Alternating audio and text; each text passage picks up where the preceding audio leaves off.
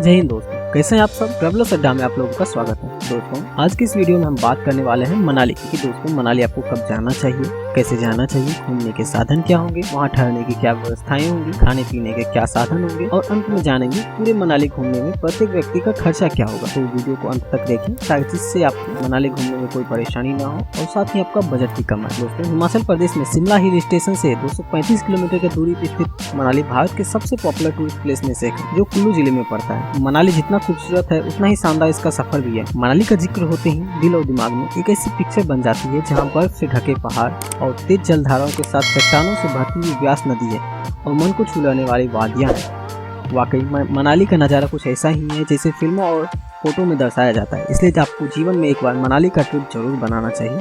दोस्तों हिमालय पर्वत के बर्फ की ऊंची ऊंची चोटियों से ढका मनाली प्रसिद्ध है अपने हिल स्टेशन, झरने, नदियां और सर्दियों में स्नोफॉल के साथ साथ सेब की खेती के लिए, जिसकी वजह से देश और विदेश के सैलानियों का आकर्षण का केंद्र बना है। प्रकृति प्रेमी टूरिस्ट के लिए मनाली में घूमने के काफी सारे ऑप्शन है, जिसमें mount trekking, adventure activity, rafting, धार्मिक स्थल और स्नोफॉल के लिए दुनिया भर में यह फेमस है।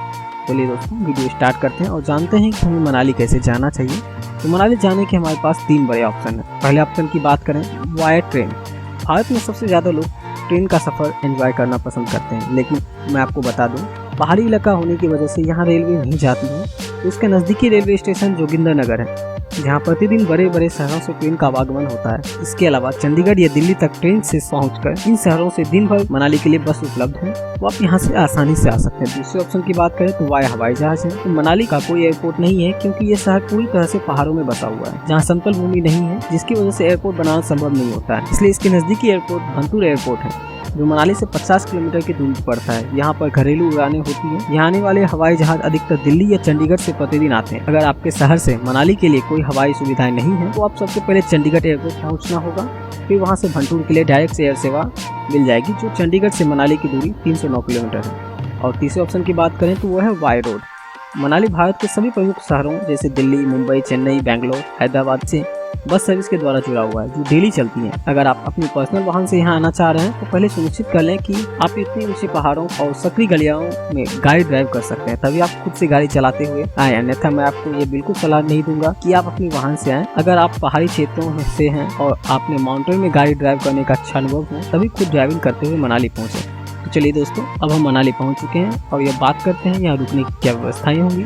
तो दोस्तों कुल्लू मनाली में रुकने के मेजर ऑप्शन है होटल, रिसोर्ट और कैंपिंग, जहां आप रुक सकते हैं। अगर आप होटल में रुकना चाहते हैं तो मॉल रोड के आसपास होटल थोड़े महंगे होते हैं, जिनका मिनिमम चार्ज एक दिन का 2000 रुपया होता है। लेकिन अगर आप मॉल रोड से 1 से 2 किलोमीटर की दूरी पर रूम बुक करते हैं तो वहाँ आपको 800 से 1000 रुपये प्रतिदिन के हिसाब से अच्छी सुविधाओं के साथ होटल मिल जाते हैं। लेकिन अगर आप गर्मियों में मनाली जाते हैं, यानी पीक सीजन में यहाँ आएंगे, तो यहाँ रहने का, खाने पीने का खर्चा और साथ ही होटल के प्राइस भी आपके डबल हो जाते हैं, जो कि 1500 से 2000 रुपया प्रतिदिन हो जाता है। और साथ ही यहाँ घूमने के कन्वेंशन चार्ज भी महंगे हो जाते हैं। तो आप ऑफ सीजन जो अभी है दिसंबर के मंथ, इसी समय आना आपके लिए बेहतर होगा। होटल के अलावा मनाली में कॉटेज या टेंट में रह सकते हैं, जो हिल स्टेशन घूमने के अलग ही अनुभव होता है। इसका चार्ज मिनिमम 1500 रुपये होता है, जो आपको सेंथन गांव, इग्लू, कुल्लू और पार्वती में कई स्थानों में आसानी से मिल जाएंगे। चलिए दोस्तों साथ ही यहाँ खाने पीने की बात करें तो मनाली में अन्य जगहों की अपेक्षा खाना थोड़ा महंगा होता है, जो कि 250 रुपया थाली के हिसाब से आपको एक बार भर पेट खाना अच्छा मिल जाता है। ये सिंपल थाली का रेट है। अगर आप डिफरेंट प्रकार के भोजन करते हैं, नॉनवेज खाना पसंद करते हैं या फिर साउथ इंडियन फूड पसंद करते हैं, तो उसका प्राइस कुछ ज्यादा हो सकता है। और यहाँ हर एक तरह के आपको भोजन प्राप्त हो जाते हैं, तो यहाँ खाने पीने में कोई परेशानी आपका नहीं होगी। तो चलिए दोस्तों अब बात आती है कि आपका मनाली हमें कैसे घूमना चाहिए। तो मनाली घूमने के हमारे पास कई विकल्प अवेलेबल हैं, जैसे आप शेयरिंग टैक्सी में घूम सकते हैं या किराए का कार या बाइक लेके आसानी से घूमा जा सकता है। अगर आप किराए के बाइक लेते हैं तो सिंगल बाइक में 2 लोग या आप स्कूटी लेके आराम से घूम सकते हैं, जिसका मिनिमम चार्ज 600 रुपया प्रतिदिन होता है, जो कि एक स्कूटी का है। अगर आप बाइक लेते हैं या फिर अलग गाड़ी लेते हैं तो उसका अलग अलग चार्ज होता है। यदि घूमने के लिए आप कार बुक करते हैं तो 1500 रुपये प्रतिदिन में आपको मिल जाते हैं, जो कि आपके होटल से सुबह पिक करेंगे और शाम को वापस आपके होटल में छोड़ देते हैं।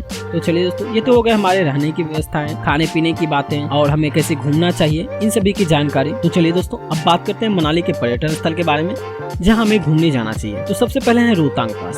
दोस्तों मनाली से 61 किलोमीटर की दूरी स्थित रोहतांग पास कुल्लू जिला में स्थित है।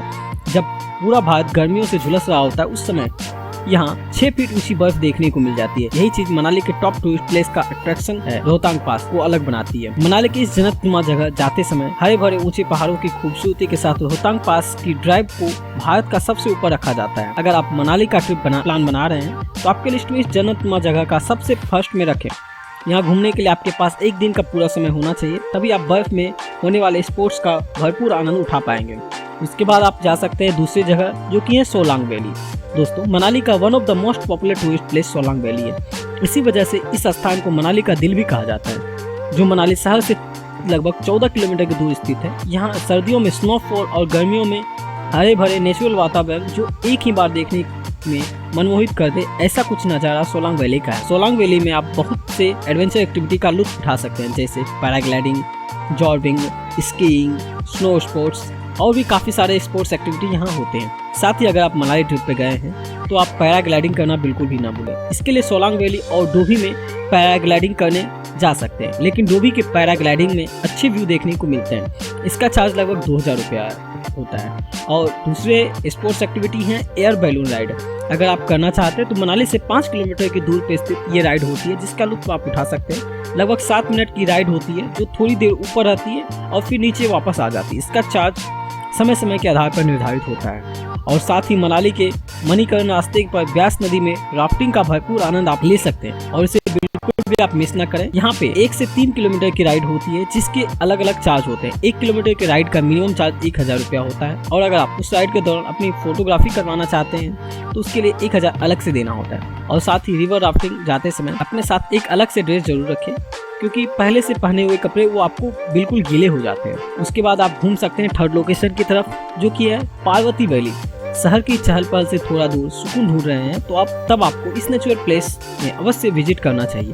ये घाटी प्राकृतिक के सानिध्य वातावरण में सुंदरता के लिए जानी जाती है। यहाँ पर कैंपिंग और ट्रैकिंग भी की जा सकती है। चाहे तो मनाली के खूबसूरत भरवादियों के मध्य बने कॉटेज में ठहर सकते हैं, जिसका अलग ही अनुभव मिलेगा। एक दिन रुककर कैंपिंग करते हुए मनाली के अलग अलग जगहों पे घूमने जा सकते हैं। यहाँ आपको river rafting, paragliding, hot air Zipline जैसे और भी कई सारे विभिन्न एडवेंचरस एक्टिविटी करने को मिलेंगे। उसके बाद आप घूमने जा सकते हैं हिडिंबा देवी मंदिर। मनाली में स्थित यह मंदिर पर्यटकों का मुख्य आकर्षण का केंद्र है, जहाँ पर देवी के दर्शन के साथ साथ देवदार के जंगलों में घूमने का एक्सपीरियंस ले सकते हैं। इस मंदिर की हिंदू पौराणिक में वर्णन मिलता है कि राक्षस कुल में जन्मी हिडिंबा देवी पांडव भीम की पत्नी थी, जिन्होंने महाभारत खत्म होने के बाद पांडव कुल में जगह दी गई। उसके उपरांत उन्होंने मनाली के इसी जगह पे विराजमान होकर कई वर्षों तक तपस्या की थी। हिडिंबा देवी को माँ दुर्गा के काली स्वरूप में यहाँ पूजा जाता है। हिडिंबा देवी का मंदिर भारत के चुनिंदा जगहों पर ही है, इसलिए मनाली में प्रसिद्ध दार्शनिक स्थल में से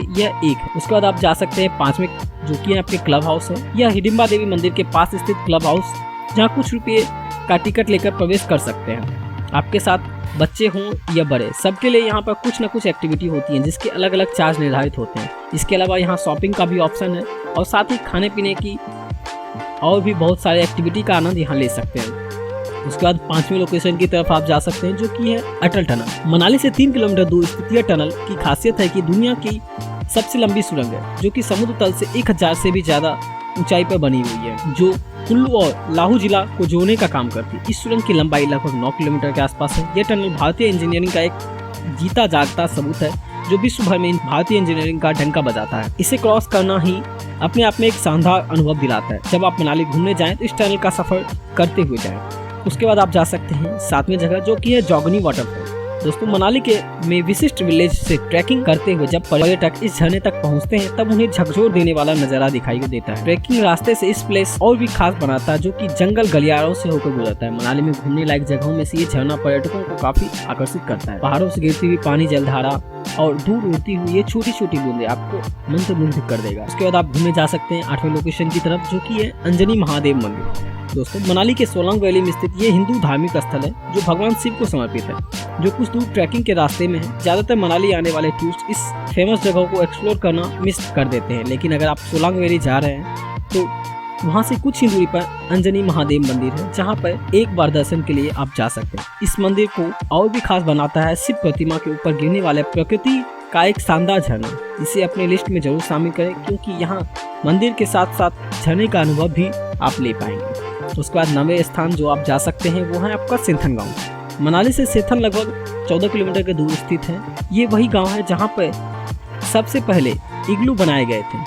तब ये इतने प्रसिद्ध हुआ कि मनाली के टॉप डेस्टिनेशन में आने लगा। अगर आप भी स्नोफॉल का अनुभव लेना चाहते हैं तो सेंथल गांव में आपके लिए परफेक्ट डेस्टिनेशन हो सकता है। और इसके साथ साथ यहाँ पर एडवेंचरस एक्टिविटी करने को भी मिलेंगे, जैसे आपके स्लाइडिंग, स्केटिंग, स्नो बाइकिंग और एयर स्लाइडिंग जैसे एडवेंचरस एक्टिविटी का आप आनंद ले सकते हैं। उसके बाद आप जा सकते हैं 10वीं लोकेशन की तरफ, जो कि है मनु टेम्पल। ऋषि मुनि मनु जिन्होंने सृष्टि की रचना की थी, मनाली मॉल रोड से 3 किलोमीटर के दूर स्थित है मनु टेम्पल। आपकी जानकारी के लिए बता दूं कि मनाली का नाम मनु ऋषि के नाम पे रखा गया है, जो यहाँ के पर्वतीय श्रृंखलाओं में तप साधना ध्यान किया करते थे। उन्होंने कई वर्षों तक इस जगह पर ध्यान किया था।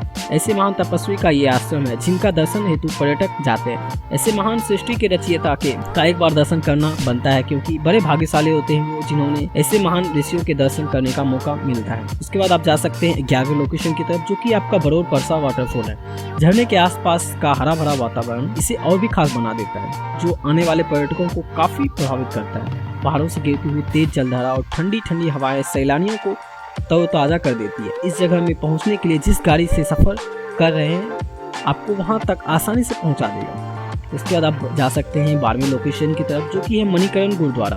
दोस्तों, इस गुरुद्वारा में दर्शन करने हजारों भक्त रोज आते हैं। यहाँ पर दिन भर लंगर भी चलता है। मणिकरण गुरुद्वारा में एक जो खास चीज है वो है यहाँ का गर्म पानी, जो प्राकृतिक होता है। सोचिए जरा इतनी ठंड वाली जगह पर इतना हॉट वाटर का होना बहुत ही अद्भुत है। गुरुद्वारे के बगल में बहती हुई व्यास नदी का मनोरम दृश्य यहाँ से शानदार दिखाई देगा। इसके साथ ऊंचे ऊंचे पहाड़ और झरने इस स्थान को खास बना देता है। इसके बाद आप घूम सकते हैं 13वें स्थान की तरफ, जो कि आपके मॉल रोड है। अगर आप शॉपिंग के शौकीन हैं और खाने पीने के भी शौकीन हैं तो आप मॉल रोड जरूर घूम सकते हैं, क्योंकि यहाँ आपको मॉल रोड के से अपने चाहने वालों के लिए गिफ्ट आइटम भी आप ले जा सकते हैं, जो कि काफी बढ़िया मिलता है। मनाली में घूमने लायक जगह विजिट करने के बाद मॉल रोड जा सककर आप शॉपिंग कर सकते हैं। वैसे ये बाजार सर्दियों के कपड़ों के लिए प्रसिद्ध है, जहाँ विभिन्न प्रकार के ठंडियों में पहनने जाने वाले अच्छे कपड़े मिल जाते हैं। लेकिन मनाली का यह मार्केट बहुत ही ज्यादा महंगा भी है, तो आप यहाँ जाके एक बार घूम सकते हैं, शॉपिंग कर सकते हैं।